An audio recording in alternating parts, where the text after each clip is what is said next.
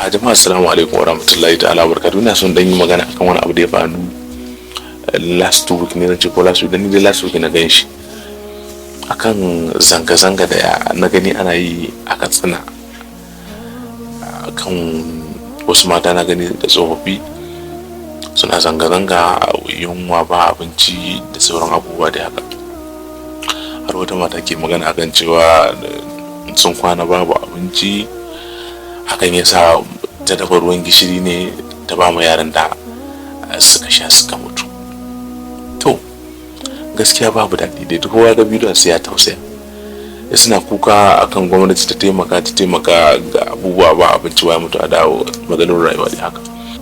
Ba kowane abu bane ba gwamnati ka iya yi a lokaci guda. Sun yi wannan korafin, sun yi wannan kukan.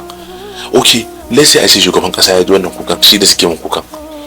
Idan ya ji kawai zai buga waya ne ce akai tirela 10 da shinkafa wannan garin, ko ya kai tirela 10 na abinci, ba zai yiwu ba. Processing da za a maka wa abincin ya zo wajen su zai dauki zan watanni. Idan ma ya ji kenan, idan ma ya kudirin zai yi, idan ma ya niyyar zai yi, amma lallai sai shine zai yi. Lallai babu wanda yake da haƙƙin ya taimaka sai mai mulki, babu wanda yake da haƙƙin ya bada gudunmawa sai mai mulki. Ni da kai muna da haƙƙi da mu bada gudunmawa akan duk abin da muka ga za mu iya mu karfin sa. Idan yau a unguwan nan mun san gidajen da ba su da shi, kana da shi, ina da shi, dan zaka iya bada 1000, in bada 1000, wancan su bada 1000, mutum 10 su bada naira 1000, an samu 10,000 kenan. A aika gidan wanda aka san ba shi da shi, ko a sai abinci a aika gidan wanda ba shi da shi, zai taimaka musu ko da na tsawon kwana 3 ne. Irin wannan taimakon ne ba ma yi, dole yunwa sai a wato. Ba komai bane gwamnati ke yi. Idan yau gwamnati ta raba muku abinci, ta kawo tirela 10 ko 100 ta raba a gari, a kwana nawa abincin zai yi? Idan ya kare za a ƙara kawowa ne a ƙara rabawa, shikenan an rinka raba muku abinci kenan.